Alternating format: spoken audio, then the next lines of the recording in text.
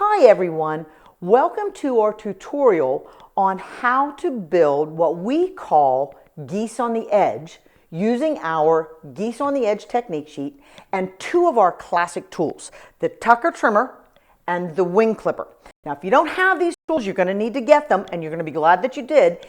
And if you already have the tools, might I suggest that you take a minute and make sure that on the back of your tools you add a little Invisigrip. I cover the whole back of my ruler with that because it helps to keep my rulers from sliding when I'm working through this. Now, what are we talking about when we're talking about geese on the edge? This is a unit that has 3 rounds of logs being added and 3 geese being added into the corners.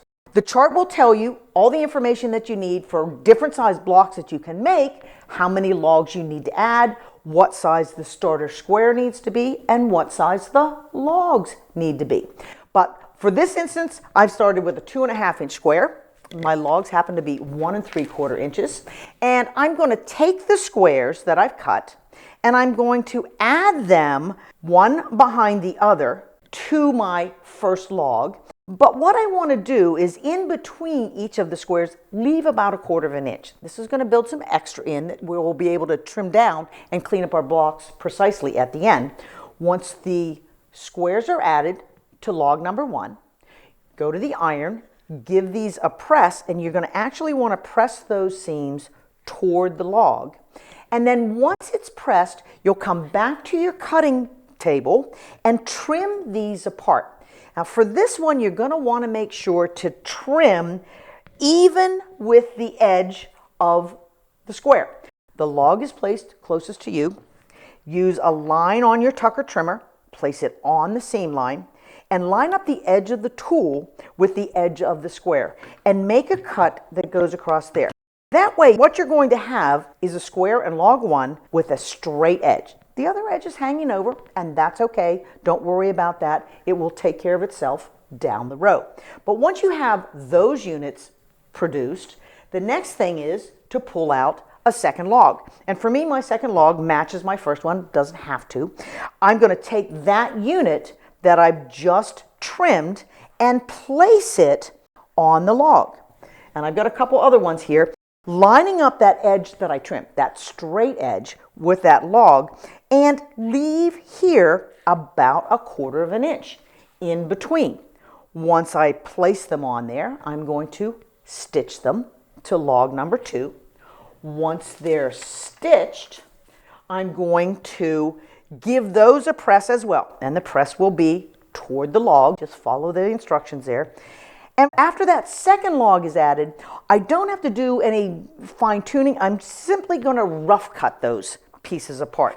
Again, place your tucker trimmer on the line of the seam that you've just sewn and rough cut that unit apart so that I have a square log 1, log 2. At this point, what we're going to do is we're going to trim that corner that has the 2 logs on it, and we're going to trim that corner using the wing clipper. Now normally the wing clipper is set up like this. You're actually going to rotate the wing clipper around. You're going to use what I would consider the bottom of the wing clipper and take those crosshairs that are on the wing clipper and place those crosshairs on the unit that you've just pieced. So they're placed here and here with everything meeting right at the tip of that square. Give it a cut. You've just given yourself a perfect 1/4 inch seam that you can then add an oversized replacement triangle. Now, those replacement triangles, how big are they?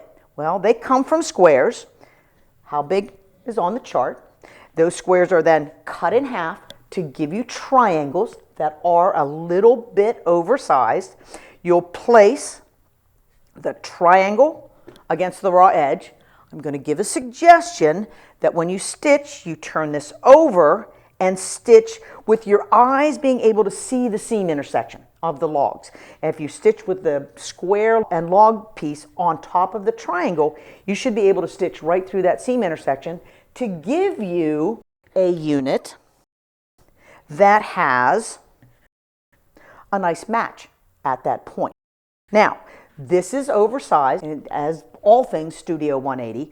Once I've added log 1, log 2, and the replacement triangle, before I begin the next round of logs, I'm going to trim this down.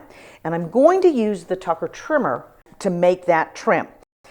I'll be lining up actually the 3.5-inch guideline on the corner of the square. The square's never really going to get trimmed. Well, I'm only going to be trimming the goose part of the unit. So I'm lining up the guidelines here, lining up the diagonal guideline, so it goes through the square, corner down here, and through the square, corner up here. Trim up the unit. Now I'm ready to add the next round of logs. And I'm going to do that in that same manner, where I'm going to add a log to one side, press it, add a log to the other side, press it. When I have my unit and I'm ready to add my next replacement triangle, I'll come back with the wing clipper first, line up the guidelines, trim off the corner, leaving the 1/4 inch on my unit, add my replacement triangle, line up the edges, stitch on this side so that when you're done, you have again round 2. Round 1, round 2, oversized, come back with the Tucker trimmer and repeat the steps. But instead of 3.5-inch being down here, I've just added 1-inch finished logs, I'm going to use the 4.5-inch guidelines. On the edge of the square, the diagonal going through the seam lines, through the square corner, clean up my edges. So it's just a repetitive motion. You'll always be adding logs that are slightly oversized. You can do that in the strip piecing fashion if you'd like. And then if you do that strip piecing fashion, adding units to a long strip of fabric, again, just leave a little bit of space in between. It gives you lots of extra wiggle room. But when you finish, here's one. I've added round 3, round 1, round 2, round 3.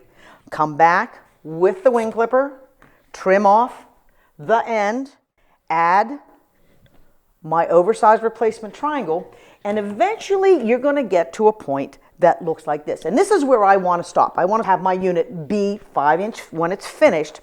And when I do this trim, I'll be lining up my Tucker trimmer guidelines. My 5.5-inch guideline this way, my 5.5-inch guideline this way, my diagonal going right through those points. Clean up the corner that has the Flying Geese on it, but I'm done. I'm not going any further. So at this point, I turn the unit around. And all that little bit of extra that we left and didn't worry about, that's going to get cleaned up now by placing the 5.5-inch guidelines here and here, making sure the diagonal goes through your seam intersections. And then what I'm going to do is trim this even with the edge of the square. So I now have a perfectly square unit. I have what looks to be a whole lot more challenging shape built, and I can incorporate it with units that are just this. I can incorporate it with other piece units.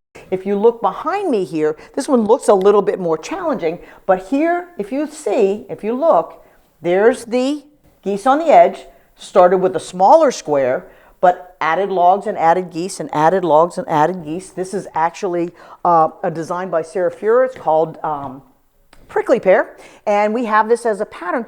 But there are variations that you can make. You can change the width of your logs. You can change the size of your replacement triangles.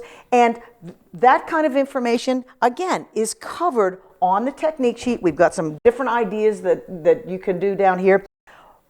But here, this is a fun thing to do. It's quick, it's easy, it's accurate, and it looks harder than it is. So I hope you'll give our Geese on the Edge a try.